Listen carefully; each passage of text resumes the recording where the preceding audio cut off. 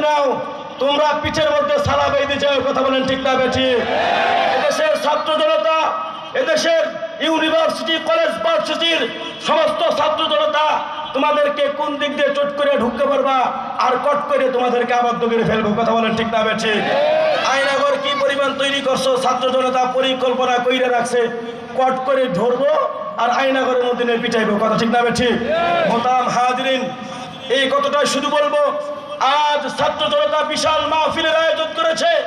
এই মাহফিল দেখে একদল উত্তরসূরি আছে ফ্যাসিস্টবাদীরা, যারা সহ্য করতে পারে না। এই কথা বলেন ঠিক না ঠিক? বহু ষড়যন্ত্র করেছে, বহু মানববন্ধন করেছে, বহু পত্রিকায় নিউজ দিয়েছে কোরআনের মাহফিল বন্ধ করবে। আরে বেটা বেকুব, কোরআনের মাহফিল তো আল্লাহ থেকেই ফয়সালা হয়েছে, কোরআনের কথা হবে।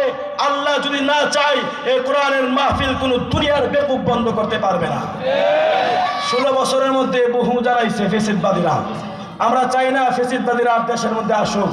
ছাত্র ভাইরা অনুরোধ থাকবে, ঐক্যবদ্ধ হয়ে, এক হয়ে, যেন কোনো ফ্যাসিস্টবাদীর উত্তরসূরি মাথা নাড়াচে না উঠতে পারে। উঠার আগে মাথা একেবারে দেহ থেকে আলাদা করে ফেলতে হবে। এতে আমরা সবাই একমত। বিএনপি, জামাত, সবাইকে আমরা একমত। হেফাজত, চরমনাই, বিএনপি, জামাত, ছাত্র জনতার যত যা কিছু আছে, ফ্যাসিস্টবাদীর উত্তরসূরিরা যেন দেশের মধ্যে পা রাখতে না পারে, সেদিকে আমরা সকলে সজাগ আছি। বলেন ঠিক না ঠিক?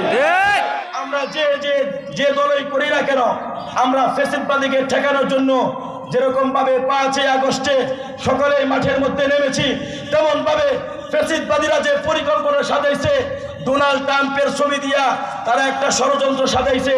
যতই যা কিছু করুক না কেন, আমার কলিজার টুকরা যুবক ভাইয়েরা, আমার কলিজার টুকরা ছাত্র ভাইয়েরা, তারা সজাগ আছে। এই কথাটা তাদের জানতে হবে। কথা ঠিক না ঠিক? মোহতারাম হাজিরিন, বসেন, সময় নেই। মোহতারাম হাজিরিন, ইসলামটা খুবই সহজ, কিন্তু যুবক ভাইরা আজকে তাদেরকে জিজ্ঞাসা করে দেখেন, আজকে এই মাহফিলের মঞ্চটা কইরা যে মজা পাচ্ছে, বিশেষ করে আর একটু পরে মজা পাবে বন্ধুবর মাওলানা জুবায়ের আহমদ তাশরিফ দোস্ত আসতেছে, একটু পরে আরো মজা পাবে গজলের টানে।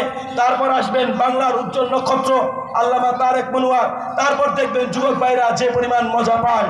আল্লাহ পাক রব্বুল আলামিন এই কোরআনের মঞ্চ থেকে যুবক ভাইদেরকে পরিপূর্ণ হেদায়েত দান করে, চিল্লাহ এখন আমিন।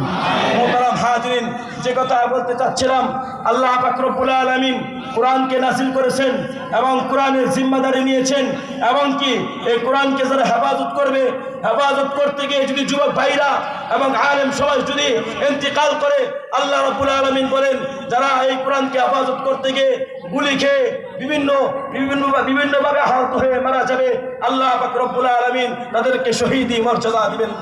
সুবহানাল্লাহ।